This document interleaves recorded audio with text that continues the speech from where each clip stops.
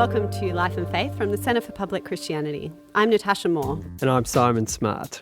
Can books save us? As a person who absolutely loves to read, I could definitely say that there are a number of books that have helped me, motivated me, even changed me in some way. But have they saved me? This is what I was wondering about as I waited in line for the Sydney Writers' Festival Gala a couple of weeks ago. The gala was called, not surprisingly, The Book That Saved Me. So I'm in this massive queue outside Sydney Town Hall, waiting to go in and hear from a panel of famous writers. And I realised that I'm surrounded by readers, probably pretty devoted readers if they're at this event, who surely have a few stories of their own about how books have affected and maybe even saved them. So we thought we'd ask them. For festival goer Geraldine, the book that saved her was... Yeah, it was The Artist's Way by Julia Cameron. It's had an impact till now. I read it probably, I'd say 7 years ago, and I still regularly do daily pages and artist dates. So it might be going to a park and going for a long walk and just looking at the shapes in the trees, or going to a gallery that's got a new exhibition that interests you, or drawing with crayons instead of painting with paint, or can be anything. So it's a weekly activity that you do. I remembered that you wanted to decorate all of the trees in the suburb. Yes, yeah, I did actually. I pinned notes on the trees with messages and to see who would then go and collect them, and it was like an experiment. Others talked about books that had saved them in their professional lives. I'm Connor. The book that changed my life was Letters to a Young Contrarian by Christopher Hitchens, which is basically a book of advice to rabble-rousers about how to go about causing trouble and to back yourself doing it. So I work as a journalist, so I have to challenge people with ideas and concepts and thoughts and difficult questions, and it's sort of renewed my confidence and ability to do that. And some talked about books that had changed their lives, but not necessarily for the better. I'm Vicky Mack, and I read a lot, and I just read A Little Life recently, and that did change my life in a way. It depressed me actually, because it's so bleak, beautifully written. You wonder how much misfortune one character should have heaped upon them. So there's a range of responses from some of the readers at the festival, but what about the writers? What light did the writers at the gala shed on this? There were people like Jeanette Winterson, who's a very loved writer. I've enjoyed at least one of her books, and the Booker Prize winner Marlon James, Kate Tempest, a few others. What do they have to say? Yeah, it was a really interesting event, actually. There were 6 writers in total presenting on this theme, The Book That Saved Me. And they sort of embraced the theme, but they also had a bit of an ambivalence towards it, some of them. So Marlon James, he talked about Toni Morrison's novel Sula, and he was very strong on this. He described it as a real landmark in his life, so he could really mark before reading Sula and after reading Sula. Yeah, Toni Morrison's novels do have that effect on people. Yeah, I'm very ashamed to say that I have yet to read any Toni Morrison. Shame She's on on the you. list. Andrew Denton was another one of the writers. So he started out by saying that no book has ever saved me, except maybe The Complete Guide to Australian Fishing, which I once used to kill a huntsman. So that's kind of typical right. Andrew Denton. And he then went on to talk about Hitchhiker's Guide to the Galaxy. Jeanette Winterson was really interesting. She talked about how books for her have always been the way out. So that sounds, a bit salvation-y, at least. And in Jeanette Winterson's case, she really did need a way out. She had a very grim childhood, and she writes about very movingly about the way books kind of did save her in lots of ways. What about you, Natasha? What did you make of this idea that books have saved or had a significant impact on your life?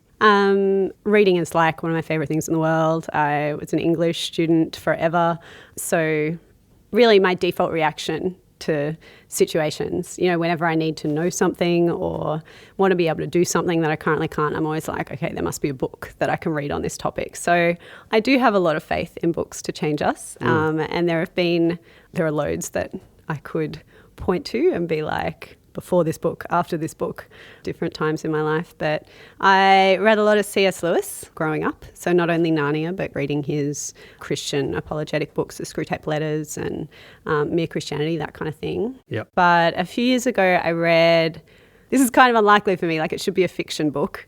But actually I read Lean In by Sheryl Sandberg, which is about women and work and leadership and stuff. And I kind of read it reluctantly because we were reading it for book club and I didn't really want to.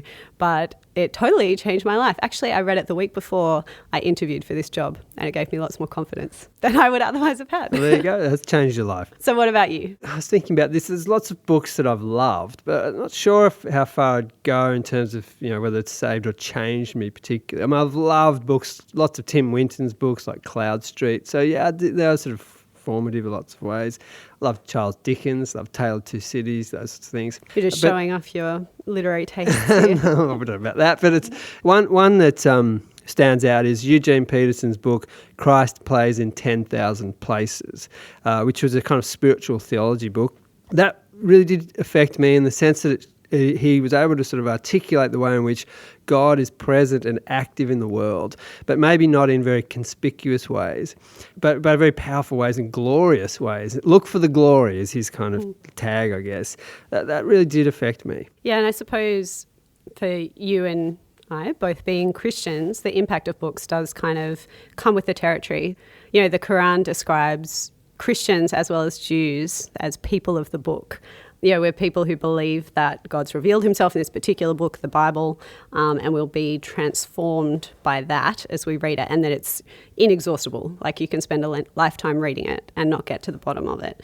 So I guess that entails quite a high view anyway of language and words and human engagement with the written word in general and what it can achieve. Yes, it doesn't, you could sound a bit cliched there, to hear the Christians saying the Bible changed their lives, but in a lot of ways it's absolutely true, and it is a sort of inexhaustible depth in that text. You could spend your lifetime in it and not get to the bottom of what it can offer you. Of course, lots of people talk about kind of the saving quality of literature in other terms like empathy. Reading novels helps you to see things from other people's point of view, that kind of thing. Yeah, well, I think jumping into heaps of literature, fiction, can give you some of those skills, but I don't think that's the best reason to do it. I just think it's sort of occupying lives other than your own is a great reason to do that. So you can find out what it's like to grow up living in the Rockies in America or Sweden or some place very foreign to you. But not just foreign places, but foreign times, places in the past. It's a very sort of enriching, enlarging aspect of living. It's a great gift. You're listening to Life and Faith from the Centre for Public Christianity. We're talking today about books and whether they can save us. So far, we've come to a sort of a conclusion that the answer is probably yes, in some sense at least. But there's more to it than just read this book and it'll solve all your problems. Interestingly, though, I've been looking into the practice of what is called bibliotherapy, so kind of book therapy, and this was the overall theme of the Writers' Festival this year. And while it was the first time that I'd heard this term, I discovered that it's actually quite an old concept. It's been around for a while, and it describes the practice of encouraging reading for therapeutic effect.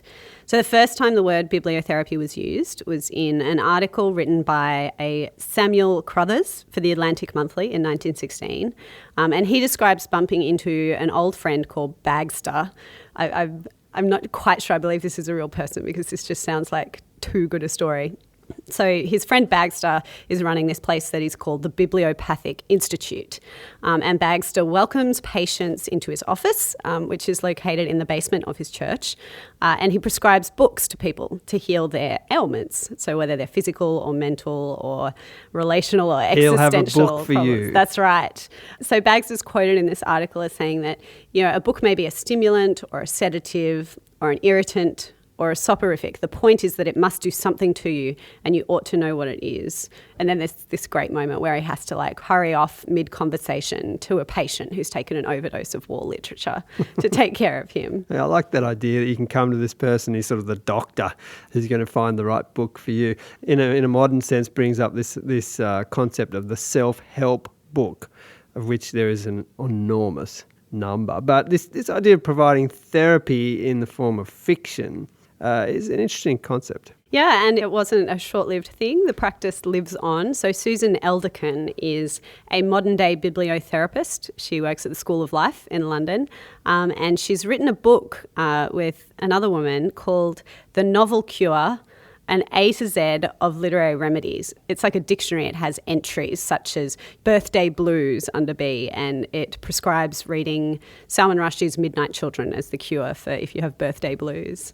A 40-minute bibliotherapy session with Susan Elderkin usually costs around £100, but she was offering complimentary sessions at the Sydney Writers' Festival this year. So we sent our intrepid producer, Karen Tong, to the therapist's office for a novel cure. And here's what happened. Welcome, and make yourself comfortable on my lovely couch. You can lie down and go to sleep, put your feet up. Susan Elderkin's bibliotherapist's office is in the corner of a wharf shed that's been converted into a bookshop for the Sydney Writers' Festival.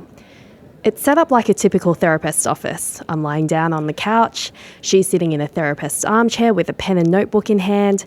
There's an antique writing desk in the corner strewn with stacks of books and pieces of paper, and a lamp in another corner glowing with a warm, dim light.